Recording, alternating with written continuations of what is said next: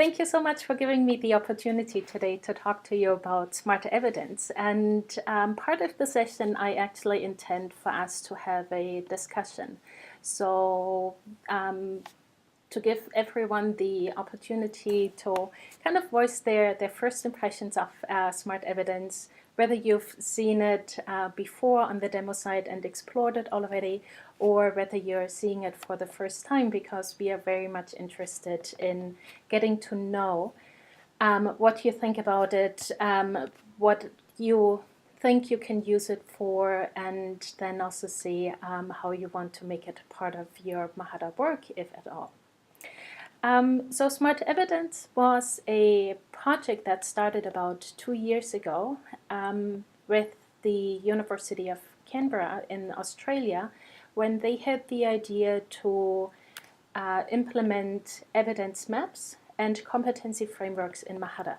Because up to that point, Mahara has been very much a personal learning environment, and we catered to learners creating their portfolios, expressing themselves, really showcasing what they have been doing, whether that be that in a regular showcase portfolio or also for professional development purposes.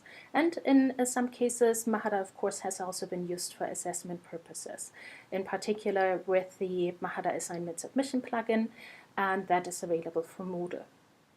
However, in recent years, we have seen the uptake of Mahara, in particular by teachers and also nurses who do need to follow a competency framework for which they create their portfolio in order to be certified or accredited. And of course, a lot of people have been using Mahara very successfully for that, by creating templates that are being used as basis of the portfolio. But what hasn't really been so easy was to actually incorporate a competency framework. And so there was a lot of manual work that needed to be done. And so the University of Canberra had the idea of having a better system available within Mahara. And that's when SmartEvidence was born. And it does not just contain a competency framework, but also a evidence map to visualize the progress within a framework. And those of you who have been at Mahara Hui UK last year, you will be familiar with this mock-up because I shared that last year with you.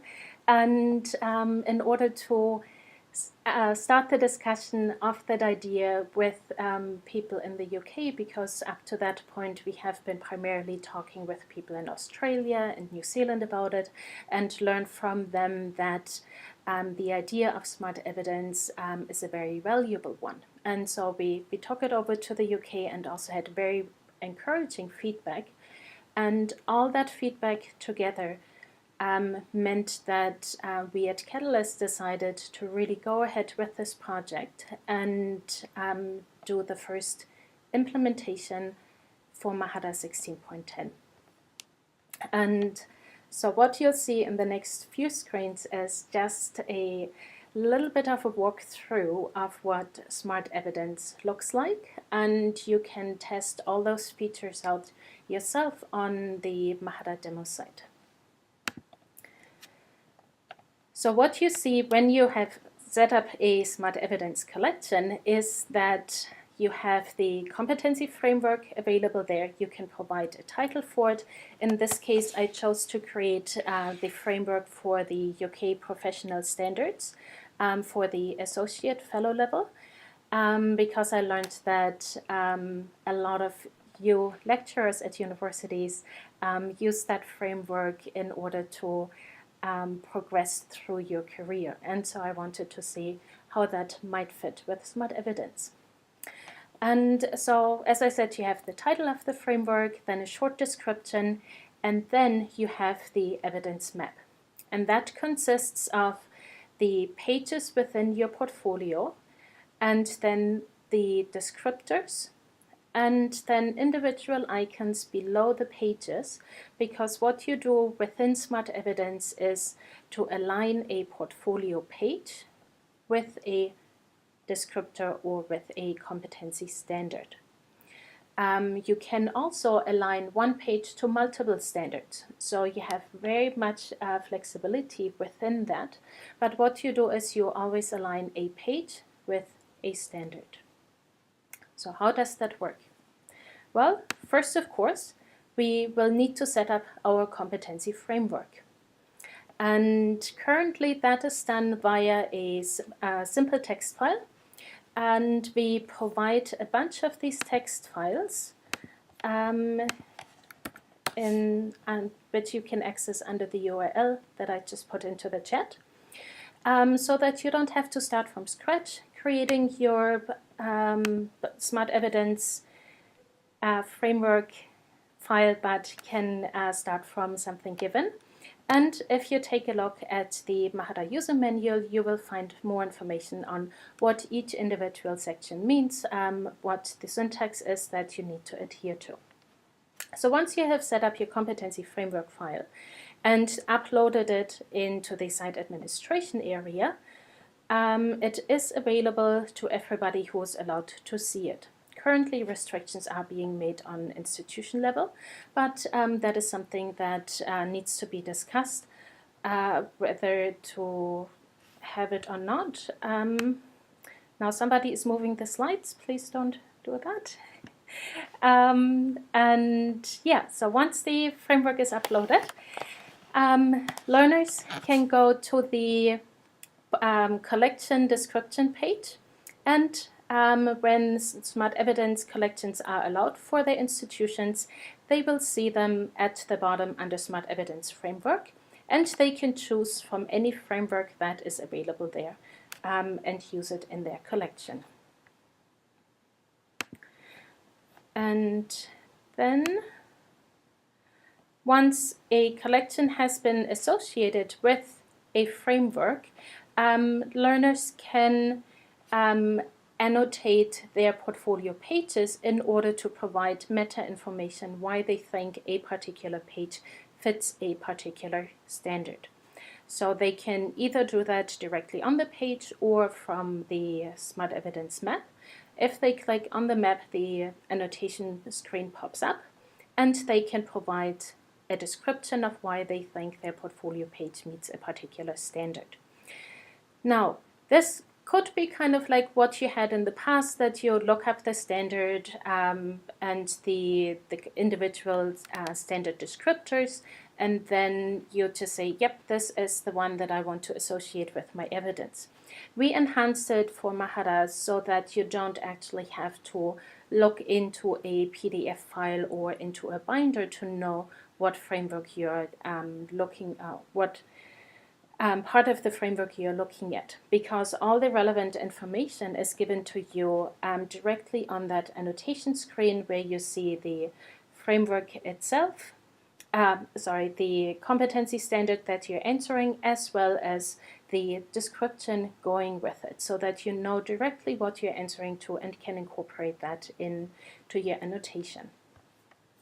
Once you have annotated your portfolio page, a marker is set on the evidence map, in this case a blue circle, so that you know you have answered something there, and the assessor can go to it and review it.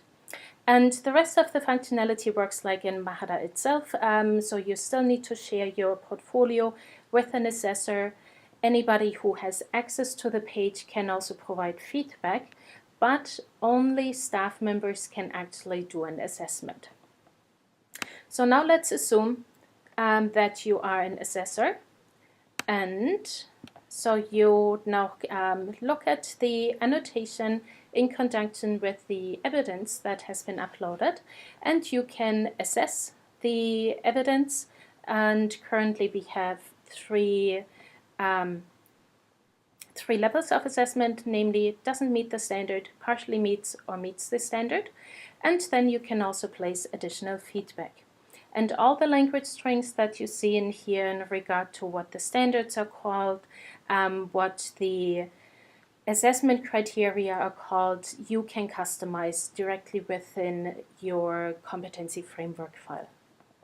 And once you've made your assessment, the icon changes on the evidence map and either becomes a green tick mark for meets the standard, a half moon for partially meets the standard, or a red cross when it doesn't meet the standard, so that it's very clear to anybody looking at the map where the learner is at the moment, how many of the standards they've already completed, where they still need to go a little bit, and where they might need to review their decision of choosing a particular evidence for a standard. And this was a very quick overview for you in terms of what SmartEvidence is. As I said before, the user manual gives more information directly on how to set up SmartEvidence and also where you can choose the particular frameworks within a collection and what an assessor can see. Now we still have a number of minutes available for everyone to actually kind of jump into the discussion and let us know, what do you see in SmartEvidence? Do you see it as something that could be useful for your portfolio work? Is that something that would need to be adopted for your purposes? What is your general opinion on it?